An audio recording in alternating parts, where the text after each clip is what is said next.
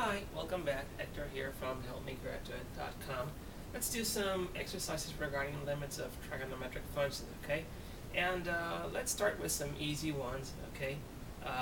Depending on which college you're attending and, of course, the professor that you have, you may end up having or encountering some exercises that are a little bit easier, some that are a little bit harder, and especially with trigonometric function limits, they can get really, really hard. So we're going to start with some easy ones, and then we're going to progress and move on until we get to some real tough ones, okay?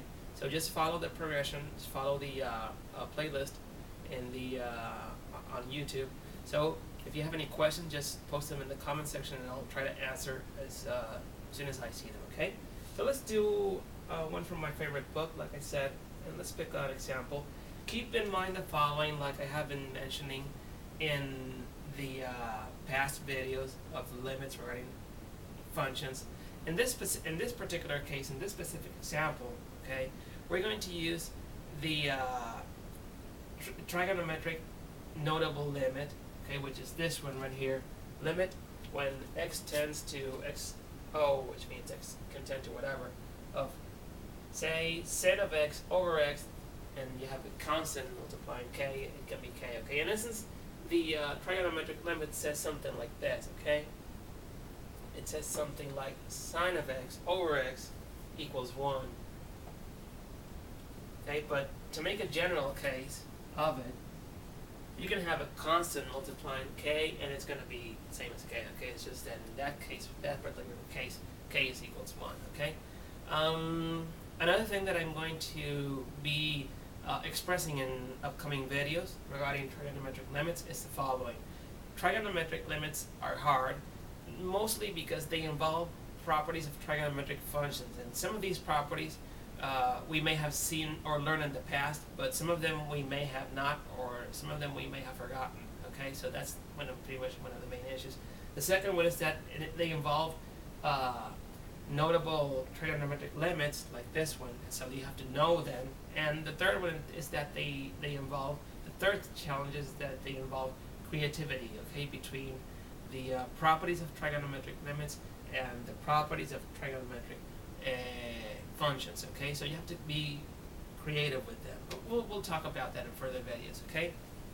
So knowing that, let's pick an example right here, and let's say that we have limit of x tending to 0, and the function is sin of 3x over x. Okay? So like I said, all you have to do is try to get the function to look like something like this, okay? Because once you're able to get rid of the indetermination, okay, you will be able to solve the limit. So first of all, let's figure out if we indeed have an indetermination.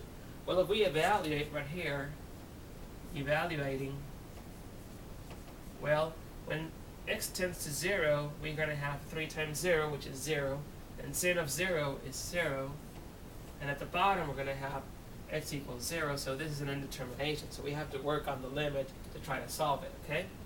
So, erasing this, solving, we're going to have limit of x tending to 0. Don't forget always to write the limit when you're solving the equation because you're not evaluating. Sin of 3x over x. So what can we do to this function so that this looks like this? Okay, remember the notable limit right here. In the argument of sin, you can have whatever you want. Okay, it doesn't matter. It can be sin of whatever over whatever. As long as these two are the same, then the notable limit will happen, okay, will occur, as long as the argument is the same. So in this case, the argument of sin is 3x, and at the bottom we have x, so we're missing the 3. So what do we do so that we can have 3 at the bottom? Well, that sounds a little bit easy, right? And indeed it is. All we have to do is multiply by 3 over 3 and top it at the bottom, because remember, we cannot alter the function, we have to keep it the same. And when we multiply by 3 over 3, we're multiplying in essence by 1. Okay, so the function is unaltered. So this ends up looking like limit, yeah, I was using purple. Limit of x tending to 0, 3 sin of 3x over 3x. And now this looks a lot like the notable limit right there, because here we have been able to find our notable limit. This equals to 1. This is 1 according to that. Okay, sin of whatever over whatever is 1. Okay, so we evaluate this and we're going to end up with, since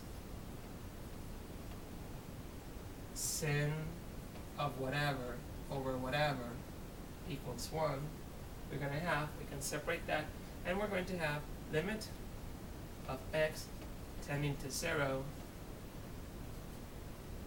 3 times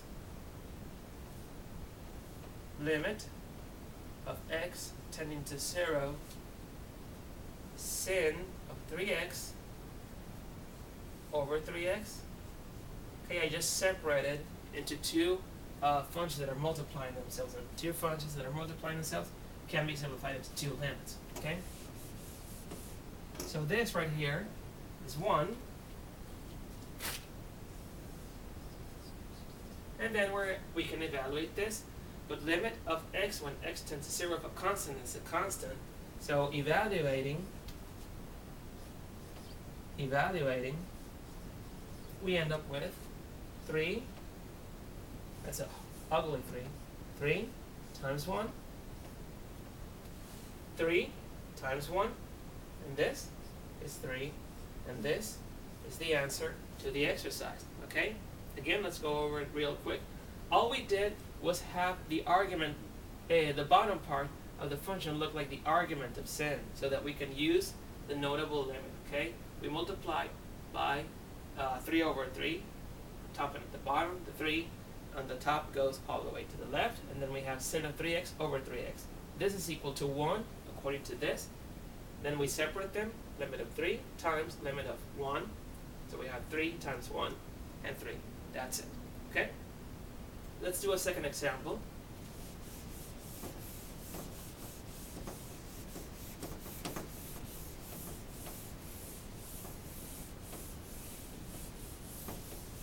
Boy, this purple marker is really strong. Okay. So let me grab my book and let's do, alright, this one looks good.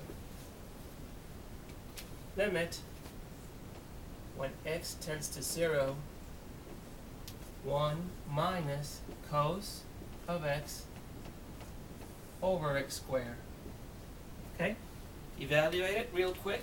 As you can see, if x tends to 0, cos of 0 is 1, so I'm going to have 1 minus 1, 0, over 0 squared, 0. 0 over 0. So I'm going to have an indetermination, meaning that I have to work on it. Okay? So, what do we do here? Well, we know that this is what we have to get. Okay? This is where we have to lead that. So how do we get a cos from a sin? Well, keep in mind the following, okay? 1 equals sin square of x plus cos square of x. So this means that sin square of x equals 1 minus cos square of x. Okay? The identity property. And also keep in mind the following. X minus a times x plus a equals x squared minus a squared. We're going to use these three properties to bring this to look like this. Okay? So the first one, as you may have imagined, we're going to use is the conjugate. Okay? Because we have a cos here. We need the cos square so that sin squared can show up. Okay? And how do we get cos squared here? Well, we need the conjugate right here. Okay? We're going to use this as this. In this case, x is going to be 1 and A is going to be the cos. Okay? So we multiply by 1 plus cos of x over 1 cos of x. Okay, we're just multiplying by 1, top and bottom. Now we operate them. This equals to limit of x tending to 0, and on top I'm going to have, since this is a multiplication, and using this property, I'm going to have 1 minus cos square of x over x squared times 1 plus cos of x. Okay? 1 minus cos square of x over x squared times 1 plus cos of x. Okay? But this, according to this, is sin squared. Okay? So we can just rewrite it. This, according to this, is sin squared. So that's what we're going to do. 1 minus cos square of x is equal to sin square of x. And there we are. We have been able to make the notable trigonometric limit appear in our equation. How? I don't see it. Oh wait, look at this. Limit of x tending to 0 of sin of x times sin of x over x times 1 plus cos of x. Okay? All I did was just separate the squares into pieces, break them into pieces, and that was it. Here is one,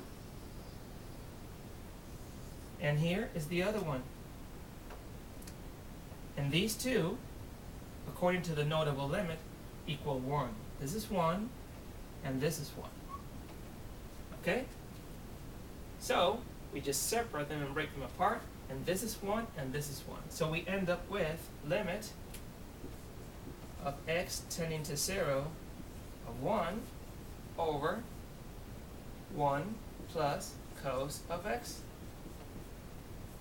And this, evaluated, since we got rid of the indetermination, when x tends to 0, cos of x is 1. 1 plus 1 is 2. Therefore, the answer to the exercise is 1/2. Okay? Just as simple as that. Now, review the video, review the exercise, because the upcoming videos are going to feature a little bit of harder examples. Okay? Again, all we did was multiply by the conjugate. We used this property right here. We did then this property right here to rearrange 1 minus cos square as sin square, and then we broke them into pieces. 1 sin over x and 1 sin of x over x. This equals 1, this equals 1, so we multiply them, 1, and then we are left with just the bottom. Evaluate, and that's it. See you in the next video.